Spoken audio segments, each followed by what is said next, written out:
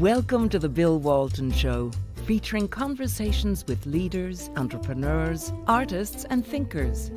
Fresh perspectives on money, culture, politics, and human flourishing. Interesting people, interesting things. Welcome to the Bill Walton Show. I'm Bill Walton. For years, our American national security agencies have been charged with protecting the United States and its citizens from foreign threats to our safety. But national security is no longer just about threats to our freedom from external enemies. For conservatives, we also need to be concerned about our enemies within. For decades, our security agencies, the alphabet soup agencies, the CIA, DIA, DOD, NSA, and even the FBI have been drifting leftward. And as we'll talk about today, increasingly woke. And they're beginning to target those who disagree with their politics. Recently, former CIA Chief John Brennan declared that political libertarians in America should now be considered domestic terror threats. How did this happen? Where do we go from here? Join me to explore this troubling trend is Fred Fleitz, the president and CEO of the Center for Security Policy, and Dr. Michael Waller, the senior analyst for strategy at the Center for Security Policy. Both have many decades of experience in national security, with Fred most recently serving as a deputy assistant to President Donald Trump. Mike holds a PhD in international security affairs and got his start as an insurgent with the Nicaraguan Contras. I don't know where we go from there, guys. Mike, Fred, your achievements, I've got they go on for pages, but I thought we'd jump right into this. I don't know, Fred, why don't we kick off with you? What's going on with these agencies? And there's a recruiting ad that I want to run fairly soon about who the CIA thinks their new employees ought to be. Well, Bill, it's great to be here. I think there's many conservatives who think that our intelligence agencies went off the rails, went into politicization during the Trump administration. That's actually not true.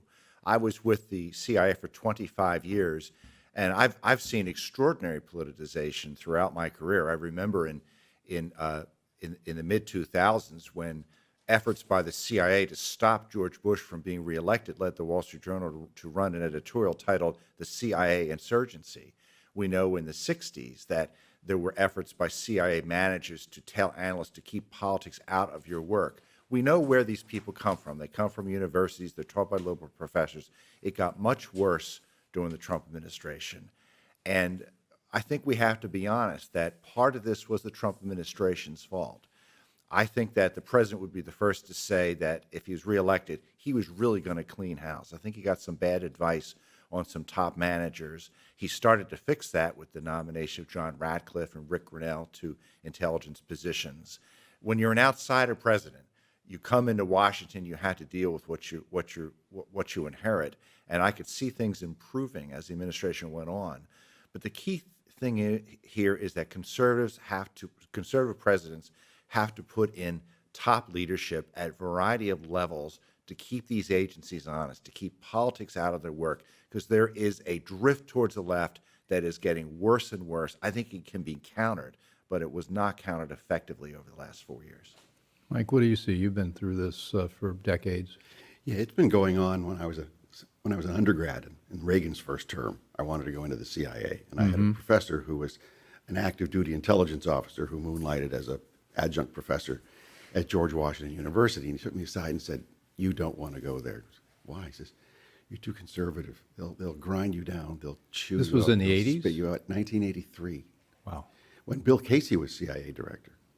This was when the CIA didn't even want to analyze Soviet active measures campaigns, the propaganda campaigns, and the guerrilla insurgencies and terrorist campaigns against the United States when they were denying that the Soviets were behind international terrorism. So when Reagan and Casey forced the CIA to do a reassessment of its own intelligence to show that the CIA was doing what journalists like Claire Sterling at Reader's Digest had already proven, that the Soviets were behind all this. So even early then in the 80s, they were hiring Communist Party voters like John Brennan to join the CIA, but they didn't want. He voted for Gus Hall? He voted for Gus Hall. Yeah. And his running mate, Angela Davis. AOC Light. Right. And his running mate who? Angela Davis, of course, is the Yeah, founder yeah. of the Defund the Police movement and a Yeah. lot of the BLM activities that we're seeing today. And of course, Brennan's fine with all of that. I might add, I was hired by the Office of Global Issues in 1986. It was an office designed to counter the left-wing Soviet analysis office called the Office of Soviet Analysis. And when I wrote international analysis, they didn't want me to say anything negative about Gorbachev. They saw moral equivalency between the United States and the Soviet Union. I mean, that's where we started, and it got so much worse under Obama and under Trump. And as I said, we need a house cleaning. We need a large number of officials that a Republican president will put in to clean the place up and keep it honest. Now, I went through the alphabet soup. How pervasive is this? Is this across all the agencies? Are some worse than others? Is there? I'd say it's- I think of the State Department. There was a great book by what Robert Kaplan called the Arabists, and it was about the State Department in the 20s and 30s really had a group of people that became enthralled with Arab culture, and they just picked the side of the Arabs no matter what. And so when Israel came about after World War II, Israel was in the crosshairs of the State Department from day one. Yeah. It's a real problem across the government. I worked at the State Department for 5 years, and it was fairly clear that the Middle East Bureau was pretty hostile towards Israel and very favorable towards Arabs. And the problem is, a lot of these analysts, both at state and at CIA and other organizations, they go native. They start thinking like the nation they've been hired to analyze. Their country is the United States, not Saudi Arabia, et cetera. I will say of the various agencies, I think the best was the Defense Intelligence Agency. I was in so many interagency intelligence efforts where we would try to put out a national intelligence assessment of all the agencies. Frequently, the only holdout was the Defense Intelligence Agency, which would not go along with efforts to put out a consensus product at all means. I don't like consensus intelligence products. I want to have dissenting views. I want to hear what the different agencies said. Instead, we get this vanilla consensus product that's always politically correct, and rarely, but it does happen sometimes, are there analysts who stand up to that. Usually they were from the Defense Intelligence Agency. How many people work in the national security establishment? Is it 100,000? I mean, It's huge now because of the contractors. So you have retired intelligence and national security personnel leaving, even retiring early to collect their pension and become contractors. So they're making 300,000, 400,000, 500,000 a year just based on government service, milking the taxpayer because most of the work is way overpriced and of marginal use. So it's really hard to say. I don't think there's a full accounting of just how large it's become because of the contracting. and their background. I think of that what the precursor of the CIA was, I can't remember what it was called during World War. OSS. OSS, run by some guy named Wild Bill Donovan. yeah. And he was from Yale or Harvard, and he would only recruit from the Ivy League schools. So it started out as a fairly elite Ivy League organization. The CIA was staffed like that throughout the 50s and 60s, if I'm right. Yeah, that was sort of the so-called establishment schools. Yeah. And there was good reason for it because they did have some of the best thinking professors, if you think of, say, Marshall Shulman at Harvard and people like that who were teaching on Soviet area studies. And so they had the most money, the finest area studies and talent that they could possibly bring in. But it became a club. And then it became, a gene pool of its own that becomes mutated. So they weren't getting people from real America coming in who were really more representative of the American public. So then you have an elite forming that is so disconnected from American society that it doesn't consider itself part of American society. But many of us think the OSS were the best days of our intelligence organization. Yeah, a couple of books I've read. They were a sound can-do terrific. organization. Yeah. They tried to do the impossible. If you read their exploits in World War II, some of the things they did were a little bit outlandish. I was good friends with Ambassador Hugh Montgomery, who was a deputy ambassador to the UN under Vernon Walters. He also knew Bill Donovan. He died recently in his 90s, and he's told me stories about what the CIA used to be in its early days, how it was a can-do organization that wasn't weighed down with political correctness and consensus thinking. It simply tried to get the truth to the president and to protect our nation through some pretty aggressive covert actions. And he just lamented how our intelligence community has become this 17-agency disaster of overlapping agencies, political correctness, 7 or 8 agencies doing the same thing.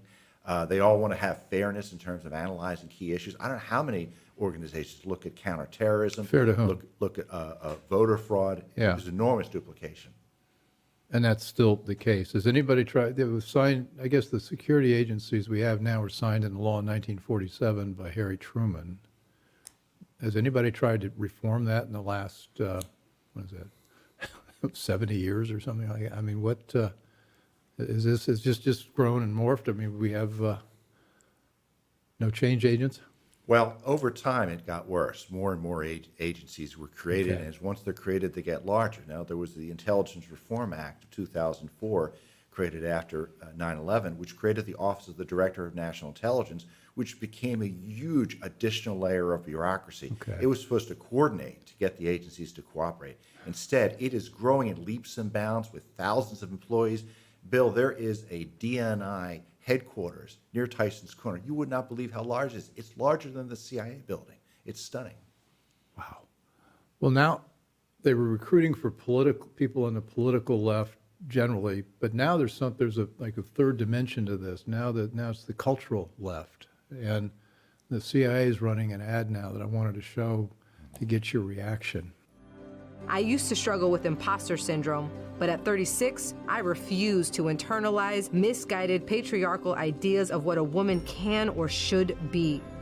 I am tired of feeling like I'm supposed to apologize for the space I occupy rather than intoxicate people with my effort, my brilliance. I am proud of me, full stop. My parents left everything they knew and loved to expose me to opportunities they never had. Because of them, I stand here today a proud first-generation Latina and officer at CIA. I am unapologetically me. I want you to be unapologetically you, whoever you are. Know your worth. Command your space. Mija, you're worth it. So the CIA has now become a safe place for snowflakes. We both have strong views on What's going on here? I mean, this is crazy. We both have strong views on this, but Mike's are really good. I want Mike to go first. In that ad, there's not one mention of service to country. First of all, there's not one sense of mission in that statement. You have a militant, feminist extremist who admits that she's emotionally disturbed. She was diagnosed with a mental health syndrome, by her own words. You can't be an intelligence officer if you have a mental health issues like that. It's beyond one's imagination to think that the CIA would promote someone like that as a recruitment tool, let alone hire it. But it's all about me, I, my brilliance. Since when do you say that in any kind of, recruitment ad, unless it's for some high school team or something, to affirm someone's sense of inferiority? That's what this agency is promoting. But worst of all, in that, look at the logo she's wearing on her shirt. It's a clenched fist. That's a Bolshevik symbol. The Bolsheviks started it.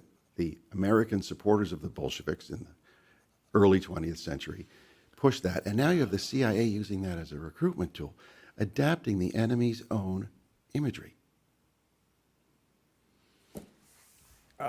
You're watching the Bill Walton Show. I'm here talking with Mike Waller and Fred Fleitz, and we're talking about a recent CIA recruitment ad that's really unbelievably disturbing. Fred? Well, I agree with what Mike said, but what I would add as a former CIA analyst, the CIA does serious work. CIA officers handle extremely classified information, and if it's used well, lives can be saved. If it is misused, people die.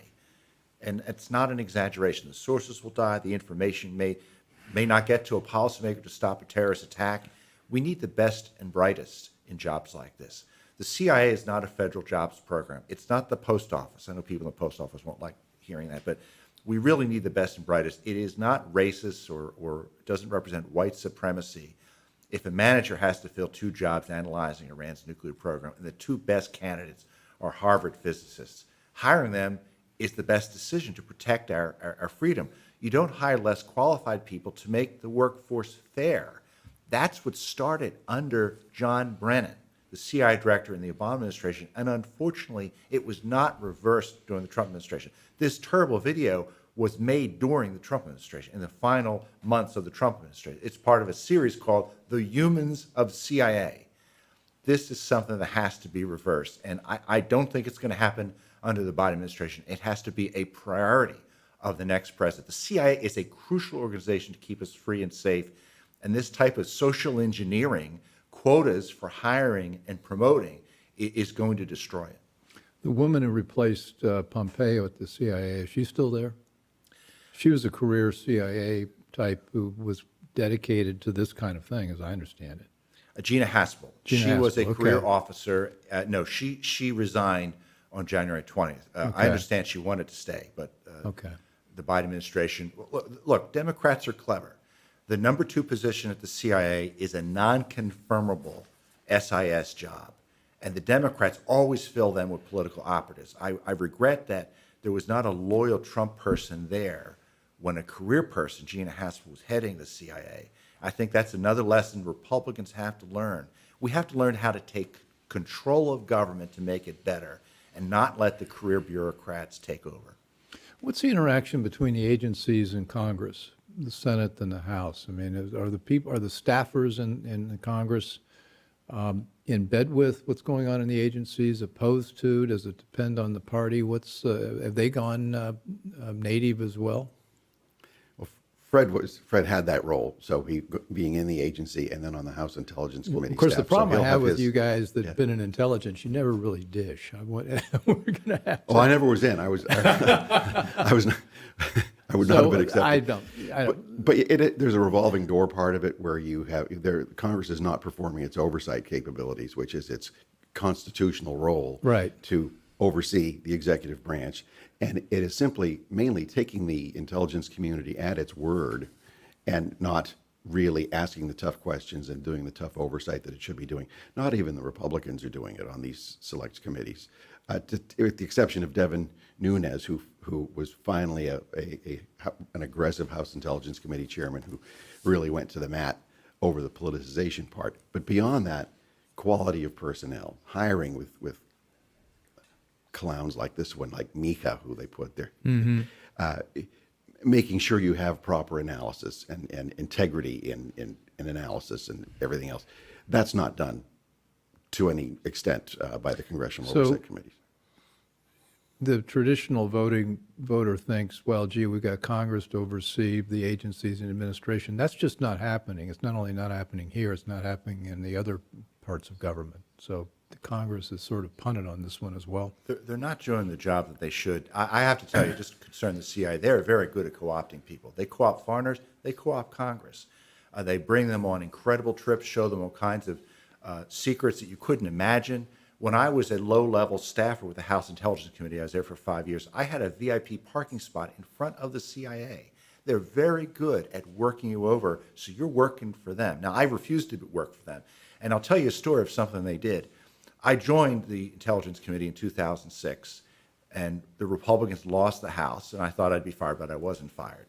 The CIA and the State Department Intelligence and Research Bureau called up the staff director and told them they wanted me to be let go from the staff because they thought I would not be fair to them. So I'm supposed to oversee them, and the agencies I'm overseeing want to be overseen by someone else. And my staff director came to me and said, you know, I can't think of a stronger vote of confidence in keeping you on the staff, that the people you oversee don't like you, that you've been tough with them. And Pete Hoke, I told that to Pete Hoke, it's one of his favorite stories, but this is what they do. They try to work the people who are overseeing them to co-opt them so these agencies can get what they want from Congress. And Pete Hostra was head of the House Intelligence Committee, and he's now, chairman of the Center for Security Policy Advisory Board? That's correct. He just joined us. It's a tremendous pickup, and he recently was President Trump's ambassador to the Netherlands. So I'm not feeling more secure. Good. Because, you know, for laymen, and I spent my career on Wall Street, and so I didn't really focus on this, but the more you think about it, it's national security. I mentioned at the outset, we've got the traditional fighting enemies that have armies and they want to take things over. But increasingly, it's not about that. I mean, it's about economic warfare, it's about cultural warfare, it's about infiltrating our institutions. And, you know, I have to bring up China. I mean, China's had a strategy, what do they call it, 3 warfares, 4 warfares, where they see themselves fighting on all these fronts. And I think you've done some work on the Confucius societies that one of the guys in your shop has, where they've got people in the United States, or they've embedded themselves on the campuses of universities to really promote Chinese propaganda. Mm-hmm. So do I worry about Chinese infiltrating the agencies? Absolutely. Think of this. You have the Chinese Communist Party run Confucius Institutes, which are embedded with Chinese intelligence officers and then controlled agents from China. Well, the Chinese students go there and they pay cash. So the American universities love Chinese students because they pay the freight for the American students who don't pay for their And there are about 250, 300,000 Chinese students in huge America. number here, and the universities depend on the Chinese Communist Party for funding. It's not a political thing, it's a financial matter. So when you have a Confucius Institute set up to teach about Chinese culture and to teach Mandarin language and so forth, this is an opportunity to propagandize American students who are going to be future Wall Street people, future intelligence officers, future diplomats, to teach them the Chinese language the way the Communist Party wants them to understand the language, and therefore to understand all of China. But they also run it as an assessment and recruitment station to mark American students to be invited to China to spend a year, where they can then be assessed even further and even recruited or compromised. Or simply to do the same thing on campus with American students who will never go to China. Now, when you have the national security community hiring its personnel or getting graduate degrees for its personnel at these universities with Confucius Institutes, you're creating a massive security risk for our entire national security community. Doesn't the Chinese Communist Party have a doctrine that if you're a citizen of China, you're responsible and owe a duty to the state any place you are, anywhere you are in the world? And so if you're a Chinese student here studying at Illinois State or something like that, you're still supposed to be a Chinese agent. Right, you're expected to be for 2 reasons, and not for the nation, but for the party. So if we need to make that distinction sometimes, because as we say, some of my best friends are Chinese, so we got a Chinese Communist Party that's of course, that's 80 million people. That's right, but some of your best friends are not communist, I would hope, right? Not that I know. So, yes. Well, I want to add that a few years ago, there was an American student studying in China who the Chinese convinced to apply to work for the CIA. And the CIA caught him, I think, in the polygraph. And it led to FBI warnings to students studying in China to not be co-opted by Chinese intelligence. I hope those warnings are continuing, because it's a real threat. The Chinese are very serious about this, and Americans don't understand how serious this is. My hope is that the CIA is scrutinizing the people very carefully so this won't happen. But this effort, which I think is to lower standards to make the workforce more fair, will create opportunities for hostile intelligence services to penetrate the CIA. You know, the polygraph is tough. The background investigation is tough. Are we going to lower those standards so we can make the CIA more ethnically diverse? I think we're about to do that, and I'm very worried about it. It seems like that's got to be where it goes next. I mean, they've lowered them every place else. I mean, look what they've done with women in combat. They lowered the standards, and the women still can't meet the physical standards, but it doesn't seem to matter. Boy, this is so the. Let me just pause here. You're watching the Bill Walton Show, and I'm here with Fred Fleitz and Mike Waller of the Center for Security Policy, and we're talking about Confucius Institutes and their role on United States campuses to really promote the agenda of the Chinese Communist Party. That's what they do.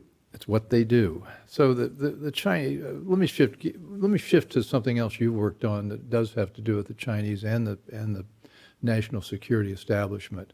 The Wuhan virus.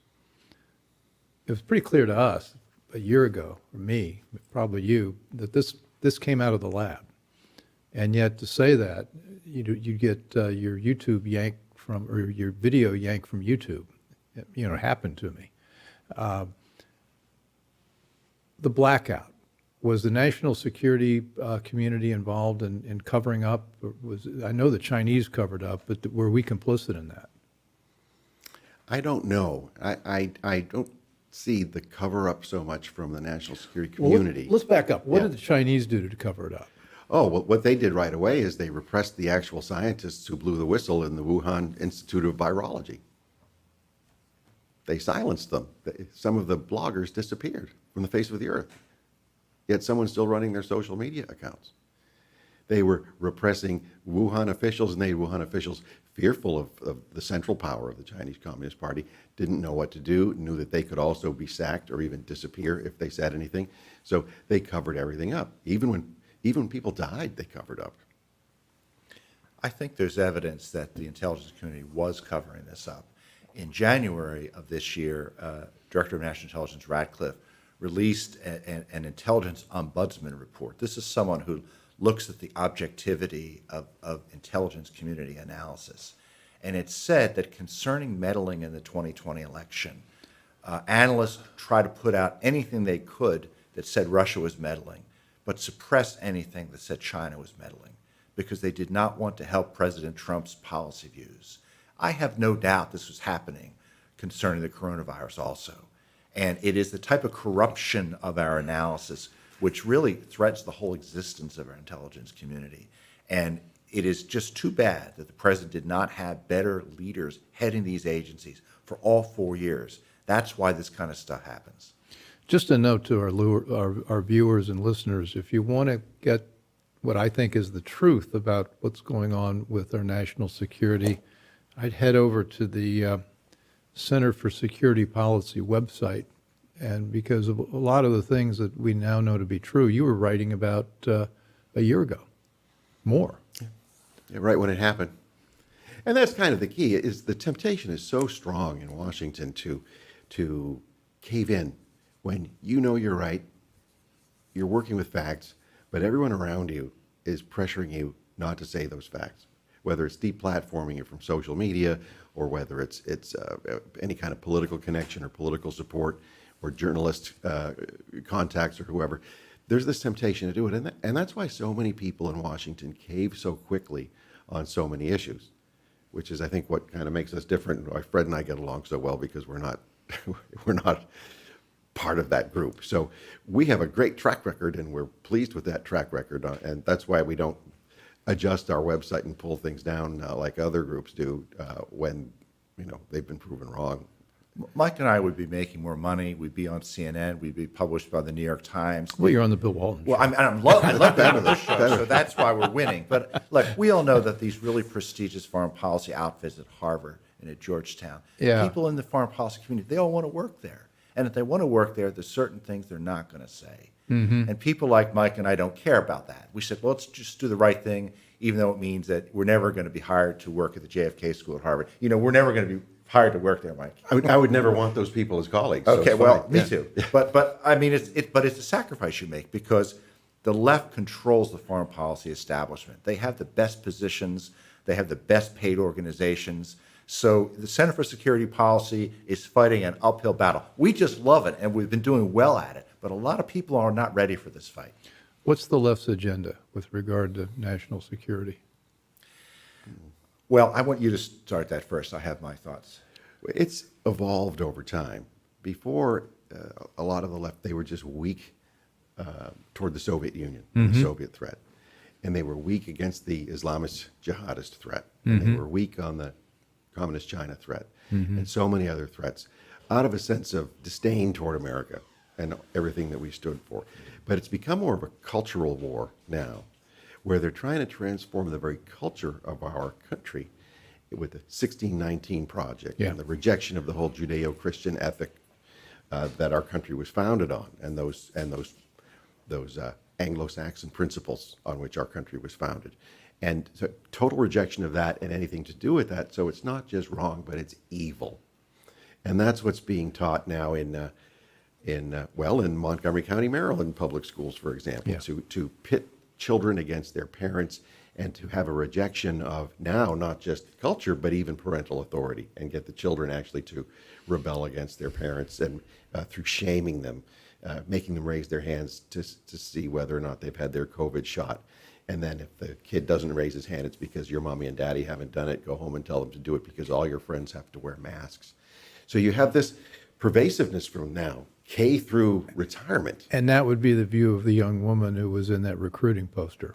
I mean, she's probably a poster child for that. She probably believes everything you just outlined. And it's all me, me, me. But you can see in another part of that ad or a related ad that she's in, there's a shot of her standing with John Brennan, CIA director. Now, what is the CIA director doing with a supposedly lower level analyst like her? But you also saw the subsequent director, Trump's director, Gina Haspel, standing with her in a photo in that same ad.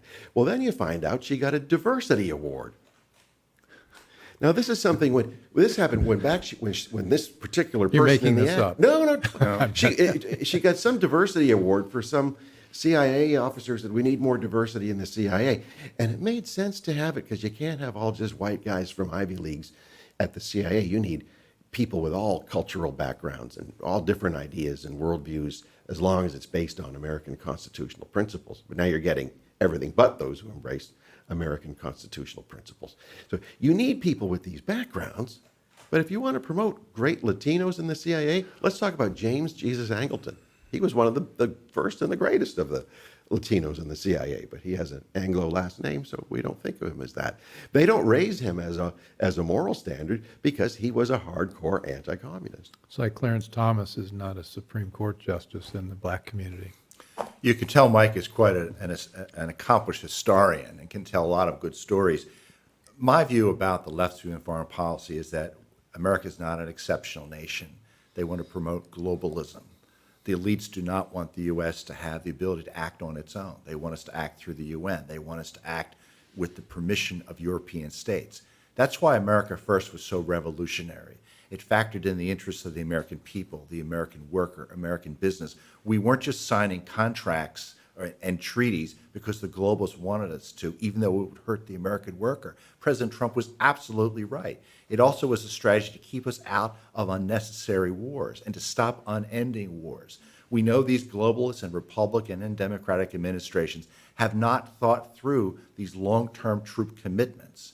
And what I think was brilliant about this plan is that it was so substantial. It's not going away. I think Biden is limited right now in what he can do in foreign policy because other nations know what a powerful approach this was, and that the next Republican president, who may be in office in January 2025, is going to put it all back into place. I don't think America First is going away. It's where the American people are. I was going to ask you about that. What's happened in the America First? This was Trump's strategy, and maybe you could briefly outline what America First was and what Biden's trying to do to it. I gave my take on it. What's your take? Well, I agree with your take, but I'll add a bit to it, and that is that we have, over time, the bipartisan majority leading our country has subsumed American interests to those of global organizations that we created to defeat the Nazis first and then to fight the Cold War, yet we surrendered them. Imagine creating an international organization and then allowing your enemies to infiltrate it and take it over. It makes no sense. It's not in our national interest to be part of these global organizations anymore. Well, that's what China's doing to the UN right now. Exactly. But we created it for us to do it, and Stalin went along with it so he could do it. But the fact is, we stopped and China continued. So we have surrendered our national sovereignty to these international organizations where the Communist China has veto power over our sovereignty now. So America First is, let's respect what alliances we have and commitments we have, but let's reconsider them to think who benefits from them. Is it a one-way street or is it a two-way street? And America First is American sovereignty first. So why have an ally who's useless to you, or who's lazy and not making its treaty commitments, like even say Germany? We're subsidizing Germany to compete against us internationally, and they're not even paying their 2% for their own national defense and cutting side deals with Putin. Maybe we need to reassess our alliance system. We certainly do with other countries. So America First is what is in the interests of the American citizen, consistent with our constitutional founding principles. So you base everything off that, and everything else makes sense. You know, the Biden administration likes to say that Donald Trump destroyed our international alliances. That's just not true. It's certainly not true in Asia. And I can tell you that all the nations in the region appreciated America's leadership against China. And it's not true with Europe.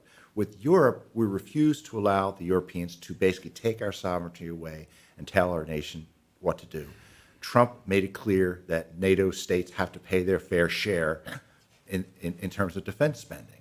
Now, they didn't want to, and confronting them caused problems, but it was the right thing to do. Why should the American people bear most of the burden of defending Europe? Trump had very good relationships with other nations, but he didn't let them bowl us over. He didn't let the elites in these nations determine what American foreign policy is, and that's what's happening right now. The Europeans have resumed telling Joe Biden what he's going to do, and we saw this with the pipeline from Russia, which Biden recently decided to allow to go forward, even though the Nord Stream 2 pipeline, even though Donald Trump had tried to stop it, because the Germans wanted it. It's not in our interest. It's not in Russian interest. It's not in European security interest, but is in the interest of the European globalists. You're watching the Bill Walton Show. I'm here with Mike Waller and Fred Fleitz, and we're talking about America First foreign policy under Donald Trump and how we can preserve some semblance of it in hopes that we'll have a Republican president in 2025. The issue, though, is that we need to get the word out about what this bad stuff is, and there's a news blackout, it seems like, and all the sort of things you talk about. The Wuhan cover-up is one example. I mean, there's also some thoughts that you've written about this. The Chinese have infiltrated South Korea, and maybe they've influenced the outcome of the South Korean election, and so therefore South Korea may not be a reliable enemy. Right. The Chinese defense budget is now, I think, larger than ours. Is that true in relative percentage terms or absolute terms? It's different. They're doing things differently, and they can afford to do more with less. Okay. But they're building a strategic nuclear weapons force that's more advanced than the one we have. But they've got their eyes on Taiwan seems to be one of, like, a Richard Nixon issue. That was Taiwan's a long time ago. Taiwan is right center stage right now in terms of Chinese ambitions. If they get Taiwan, they get the South China Sea, they get the semiconductor industry, that where all those are made, and don't they also manufacture a lot of pharmaceuticals there that are strategic for us? It's crucial, and I think the time is coming when China will move on Taiwan. I don't know if that is in the immediate future, but China will do that when it knows it can get away with it. I think it's looking for a moment of American weakness. And so I think this makes a very dangerous time for Taiwan. I might add, the Center for Security Policy is doing a special webinar on how China would take Taiwan, and it's going to be next Wednesday at 1 p.m. Okay, we're doing a webinar. You guys are doing a webinar? We are, yes. And how do we find that? It's on our website, securefreedom.org. Okay. How China would take Taiwan. Okay. So long as it doesn't interrupt watching this show. Mike, what do you think? Well, reading the public statements, not the private statements, the public statements that Chinese officials are making, they intend to take Taiwan by force sooner rather than later, because they found now 70% of the Taiwanese people don't want any reunification at all with the mainland under any circumstances. They view themselves as a sovereign country now and not as a Republic of China that's been exiled to the island of Taiwan. They are their own nation. They are sovereign. They are Taiwan first. So for the United States to allow the communists to invade Taiwan, it's going to destroy our interest in the entire Indo-Pacific region, where we get the majority of our trade, where our economy depends. So these countries that have not necessarily even our allies, but they look the other way and don't oppose us on things and often cooperate with us on things, and countries like India, which are increasingly cooperating with us, are going to think twice about building a solid relation with the United States if they see us standing by while the communists take over Taiwan. A big flaw in Biden's approach to China is that he said, well, we're going to go after China with our allies. The problem is most of our allies are afraid of China. On China, America often has to act alone, whether it comes to tariffs or just calling them out. Other nations are just not going to do that because the Chinese can ruin them economically and can ruin them in other ways. That was one, like when President Trump called out the Chinese, tweeted attacks on the Chinese leadership, it had an effect. And I think the Biden people have no idea of this. I think the Chinese are already prepared to have our lunch during the Biden administration. Yeah, I'm fearing our moment of weakness is going to last 4 years, and that's a long time. It's almost forever. So what's our line of action here? I mean, we've got the agencies infiltrated by people that don't like the American culture and tend not to want to defend our Constitution and our borders. We haven't talked about the borders, but I was at a conference last week, and just a past immediate head of ICE was down there, says we have no borders now. We've got like 175 countries that are sending people streaming into the United States. I mean, are you guys also tracking that, or is that part of your?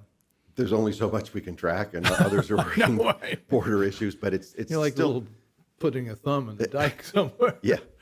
But here with the border, the Customs and Border folks, the ones on the ground really are still there trying to protect our sovereignty as best as they can. It's the leadership in Washington that's not letting them do their job. But one of the areas that we do focus on that's urgent, and I think the average citizen can really have a say in it, is the military. Mm-hmm. You have, Pink Lloyd Austin, the 4-star general who was picked to run the Defense Department because he is a woke 4-star general. So Republicans find it irresistible not to confirm 4-star generals for anything because they think people with stars on their shoulders are cool and automatically solid thinkers, which they're not necessarily. And they're really, if they were civilians, they'd just be in the SES, career level, but they happen to have uniforms and stars on their shoulders, so they get, people get wide-eyed at that. Lloyd Austin is a radical. He's an extremist, and he's brought in people who are even more extreme to create essentially what the Soviets called Zampolits, which are the political commissars, to ensure a new political orthodoxy within the military. You have the Defense Advanced Research and Projects Agency, DARPA, recently came out with a paper defining extremism in the military as people who believe that the central government is corrupt and is acting outside the bounds of its constitutional authority. Guilty as charged. Yeah. This is the type He of also happens to be black, and he also happens to be teaching critical race theory in the Defense Department. He's pushing it. He's imposing it. But it began way before him. He's opposing critical He's race? imposing. Imposing. Yeah, I didn't think he was opposing. Yeah. Imposing. Yeah, but it predates him by a long time. Well, we talked about the readiness of the troops. I mean, some people, Jerry Boykin, who's a friend, who's general on our side, he says, you put critical race theory in the dugout or wherever we fight our wars now, and you're supposed to not think the person next to you is on the same side. That's not how you win a war. I mean, that's not how you build a team. And so it's creating these divisions based on race that are just going to ruin the fighting effectiveness of the military. I'm troubled by that, and I'm troubled by what we've talked about for our intelligence agencies. But I think the good news is the vast majority of people who serve in the military and work in our intelligence agencies are not political. They're not going to go for this. They're going to listen, and they're going to do their jobs, and they're going to wait for the next president. And I've seen this before. When crazy things happen out of the White House, there are professionals who work in these organizations. They know how to get the job done. They know how to salute and do the right thing. And I'm confident that our servicemen, they're going to hear this nonsense, and they're going to find ways to get the job done and to navigate this ridiculous obstacle that's being imposed on them with critical race theory, et cetera. And I have to say, most intelligence officers are not political. They're good people. But there are too many who've been promoted to the high levels who are a real problem, have to be cleaned out. Well, I always try to end these on somewhat good news. That's as close as we've come to good news, is not everybody's in the camp. I think the other thing we think, I'm always interested in lines of, I think we need to, you guys are doing it, I think we need to shine a light on all this bad stuff so that voters know what's going on and can vote the right way last time. I think Biden, I don't think anybody had a clue how radical his agenda was going to be.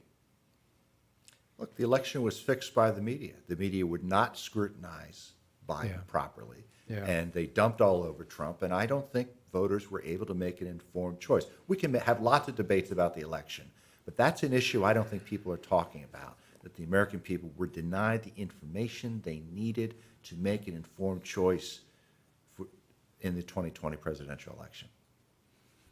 Well, we're going to fix that. They know now. They know now. Mike, final word?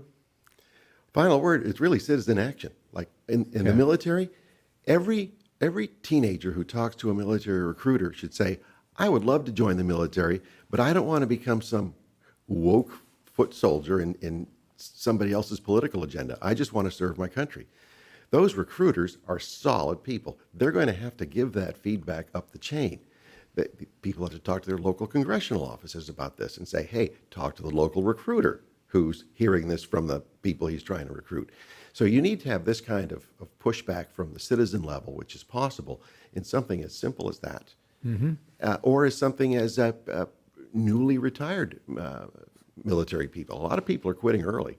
A lot of intelligence officers are quitting early. FBI agents are quitting early.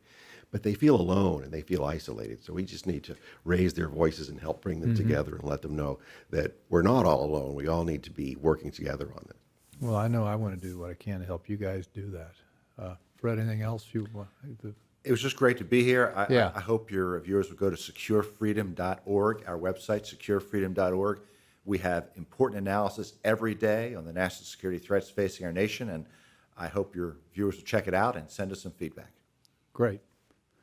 Mike Waller, Fred Fleitz, Center for Security Policy, thanks. And you've been watching The Bill Walton Show, and join us again for a next interesting and I hope conversation that provides us with some lines of action to protect our freedom. I hope you enjoyed the conversation. Want more? Click the subscribe button or head over to thebillwaltonshow.com to choose from over 100 episodes. You can also learn more about our guest on our Interesting People page. And send us your comments. We read every one, and your thoughts help us guide the show. If it's easier for you to listen, check out our podcast page and subscribe there. In return, we'll keep you informed about what's true, what's right, and what's next. Thanks for joining.